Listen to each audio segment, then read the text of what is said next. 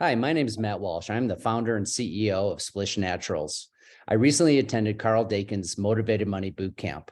As my company begins to launch its crowdfunding campaign for upwards of $3.5 million, I can't say enough about the class, what I learned, and how much I recommend it to any business looking to raise capital.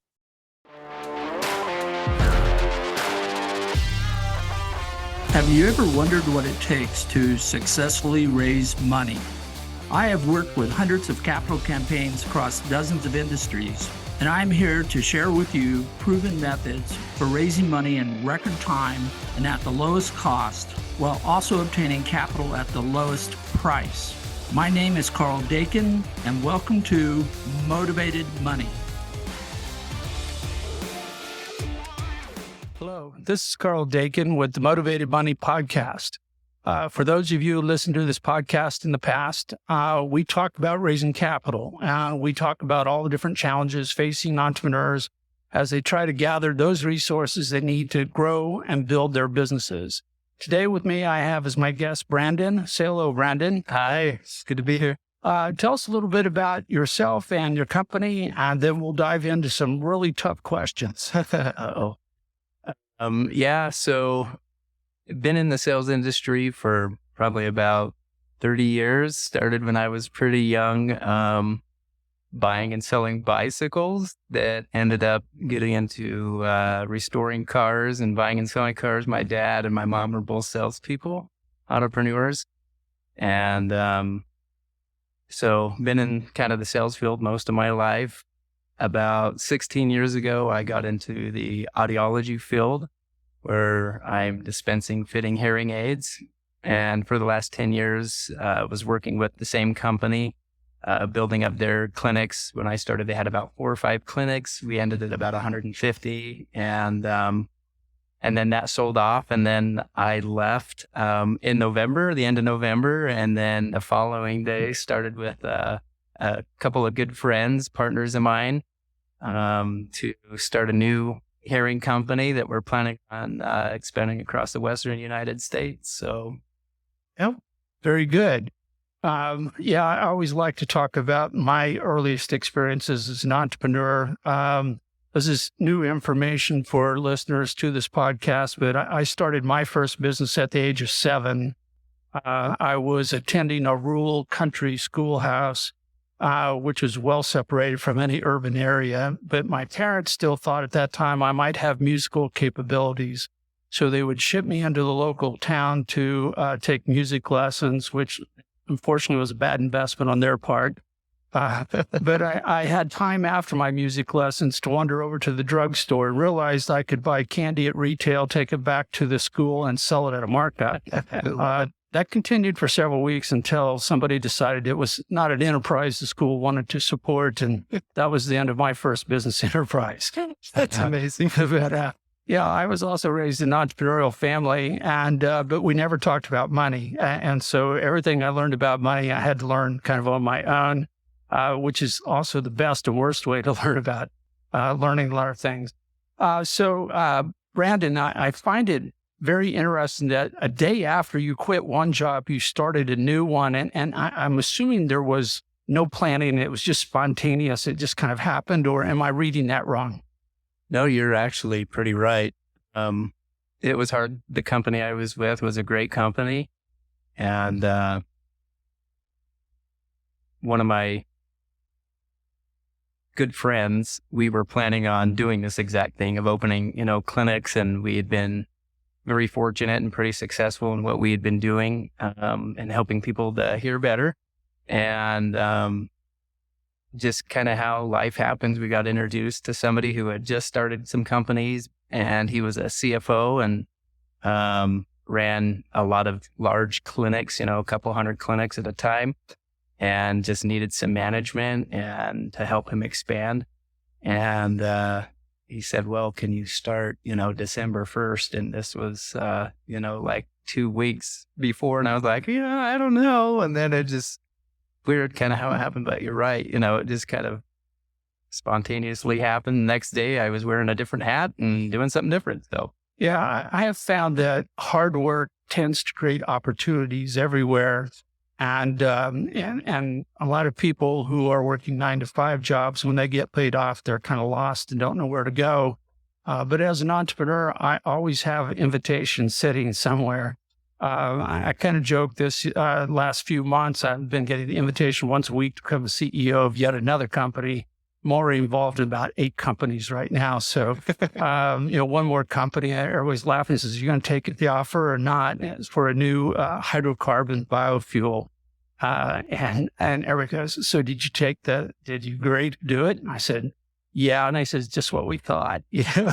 Wouldn't turn it down, but raising capital for that one as well. So right now I've got several capital campaigns in motion. And I'm always trying to help all the listeners to this podcast learn about raising capital in any shape, size, or form. So I asked Brandon before today, I said, "Are you raising money?" And he goes, "No, I don't have to." And I'm like, "Okay, well, who made you rich?"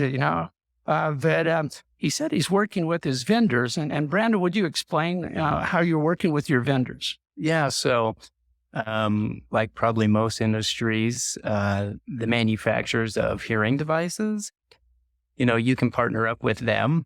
There's obviously with that, they expect you to, dispense their products, obviously the majority of. And so having been in this industry 16, 17 years, you want to align yourself with a good company that you believe in, that you feel has good products, that has good rates and good terms, that's going to be able to support you in that. And a lot of that support comes from, with your staff and making sure that they're going to be there when you need them.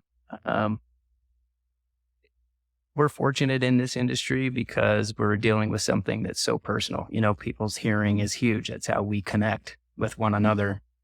And working with these companies, they get that concept. And so they probably have to do a little more in the customer service area than maybe another industry, potentially. I don't know. And so, working with them is a lot better. You could go with different loans and private equity type deal, venture capitalists, but you can typically get better rates going through the vendors. So, yeah. So what kind of terms are they giving you? So this is what is called vendor financing. So in your supply chain, if any person who sells you a product or service is willing to give you terms, that is to essentially loan you time in which to buy their product, resell the product, and pay them back out of your sales revenue, this is one form of raising capital. And a lot of entrepreneurs overlook this particular opportunity. And they go out and they go, "Well, I have to raise all this money because I have to buy the inventory." And I says, "Well, have you talked to the vendor or supplier and asked them if they would lend you that?" Because quite often that cost of money, even though it might seem high at the time, is still cheaper than going out and giving up equity in your company or something else. So what kind of terms do you commonly get? Do you get like net 30, or is it net 2 years, or how long can you hold inventory? No, obviously it's going to depend on the person who's getting the loan, how long they've been in the industry, what they know, what they've done. If you're a new doctor or something like that, getting into the industry, you may not get the greatest terms because you're higher risk, right? But when you've been in it for a while, you can get a lot better terms, typically like net 60. The loans that are out there with these manufacturers probably range from 2 to 5%, which is probably half of what you would pay going to a bank. Is it 2 to 5% per month or paid over? A lot of times this repayment will be between like 5 to 7 years with a unit commitment that you need to, buy so many hearing devices a month. And part of that purchase price goes to paying off the loan. So it works really good. But the percentage, is that an annual rate, the 2 to 5%? Yeah. Okay. Now, consider that today, particularly as we enter a recession or we go deeper into recession, depends on your point of view. But if you go to a bank today, and I am talking with a number of banks and equipment leasing companies, and they say, "No, we won't loan you any money at all." So that door is shut on you. Or they're saying, "Well, we'll loan money to you at 10%. Brandon just talked about vendor financing at 2 to 5. And for those of you who, might be a little slower in your mathematics, that's a hell of a better deal than going out and paying 10% to a bank or to a leasing company. And so with those terms, that gives you time to actually put that product out there, sell it, collect the payment from your customers, and then pay back the vendor. Absolutely. Yeah. And so this becomes a form of finance. And because the vendor has an interest, and Motivated Money is all about talking to people who have a common alignment with the success of your organization, because that makes them more motivated to make their money or other resources available to you. So in this case, the vendor's going, hey, Brandon knows everything about selling hearing. He's got great context, great history, great experience. I can't think of a better person to make my product available to them on terms so that he can go out and sell those. And this common alignment, because his sales are making their sales, they're making more profit, more revenue. And so they're motivated to give him this kind of financing. And it's not uncommon in a small business where your particular credit history may be short, may be new, maybe less than desirable. But the vendor has a reason to still extend that credit to you in order to push forward their sales. Yeah. So how did you find these vendors? How did they come to you the first day of your new business and start throwing cards at you and offering you terms? Or how did you go about setting up this strategic relationship? Yeah. So, in the hearing industry, there's about 6 main manufacturers in the world. There's a lot of these smaller companies, and more of these manufacturers coming out of China and everywhere else. But of these 6 main manufacturers that are out there, only one of them is in the United States, actually. All the rest of them are Europe area. And so, I would say to anybody getting into this industry or in any other, if you're trying to get vendor financing, talk to a number of them. We spoke with all of them. And then decided on what manufacturer we wanted to work with primarily, and then what their terms were going to be. We ended up with a great manufacturer, and they gave us the best terms, and they have a really good product and really good support. And so all of that's key. I think, I think of it maybe the same way as you would think of maybe trying to hire an attorney. They may all be great, but you want to find somebody who you feel fits with you, your concept, or whatever it is, your model, and do that, because you're like they say, you're getting into bed with that person when you're putting everything on the line, and so are they. And you want to make sure that you guys are all at agreeable terms, and you're going to get along with them and want to work with them in the future. So. Yeah, it's very, very important, because this is more than what you call a drive-by funding. It's not an ATM. I put my debit card in and the investor gave me money back. You are looking at a relationship that could go over the entire life of your company, and it's strategic. And when we say strategic, we're not just thinking mechanical alignment, we're thinking people alignment. If you don't trust the person, if they don't have the same value systems, if they don't believe in you and you in them, then it's going to cause issues. We just put it simply that way. Yeah. And so how many vendors are you working with currently? Probably about 3 of the manufacturers. We'll, in our company, will fit any manufacturer's hearing aids. So I guess you could say we work with all 6. But typically, in this industry, when you go to get financing, you're working with one.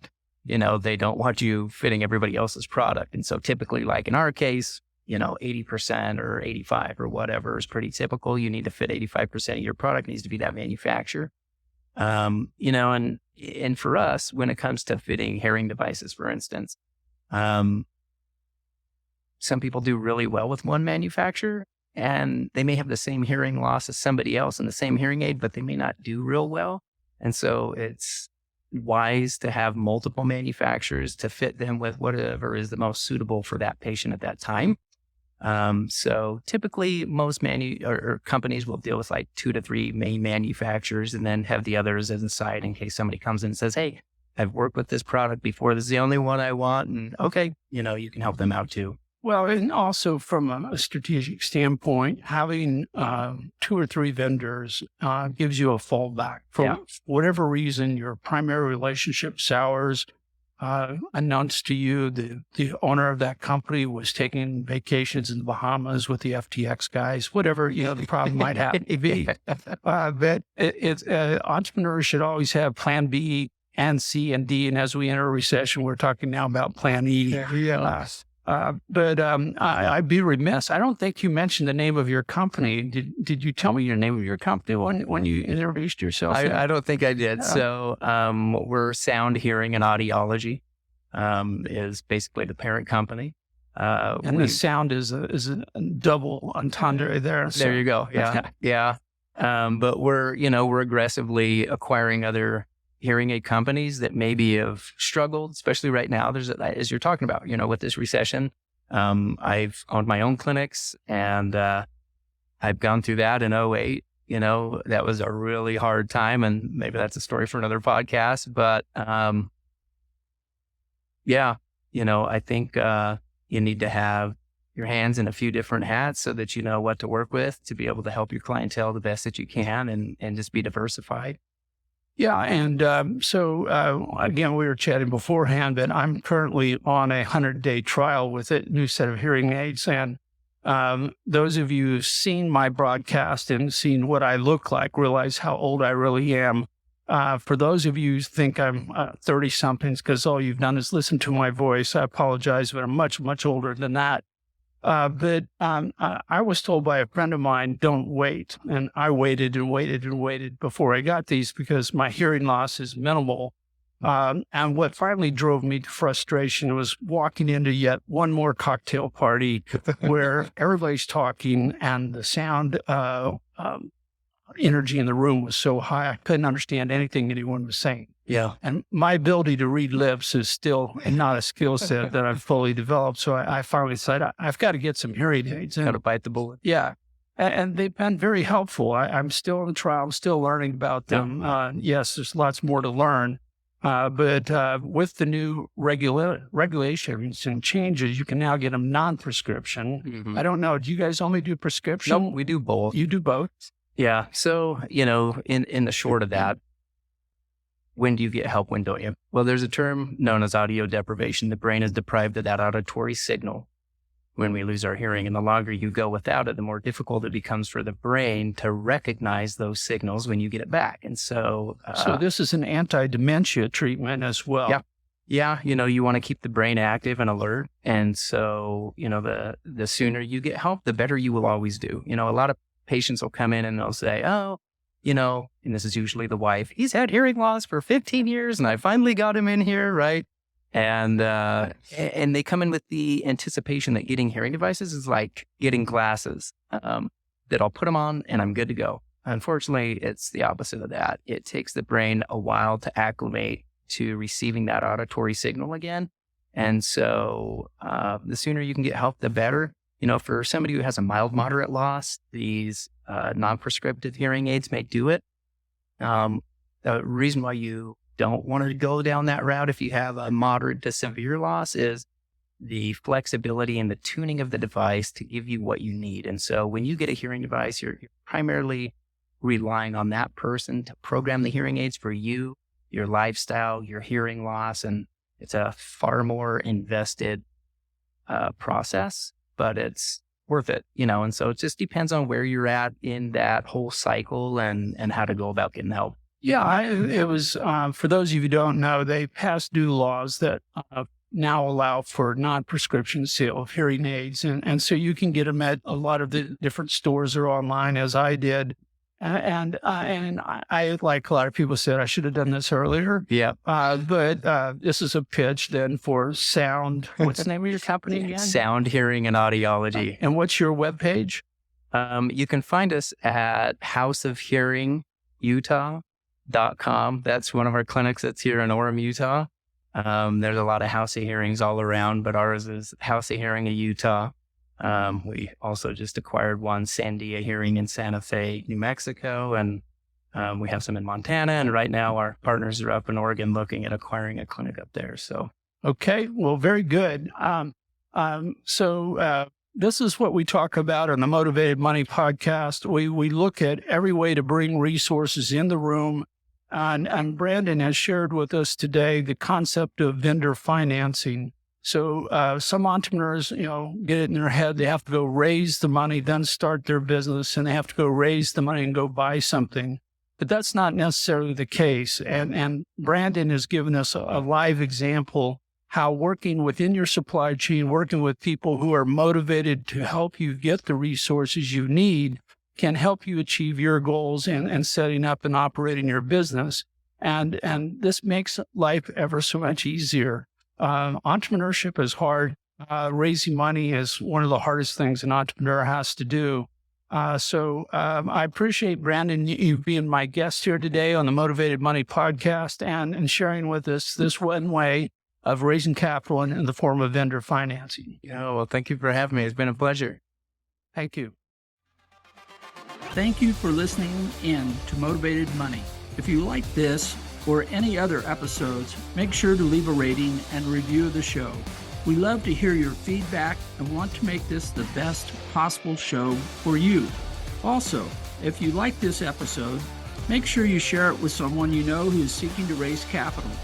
They will appreciate learning what you now know about raising funding. I'll see you on the next episode of Motivated Money.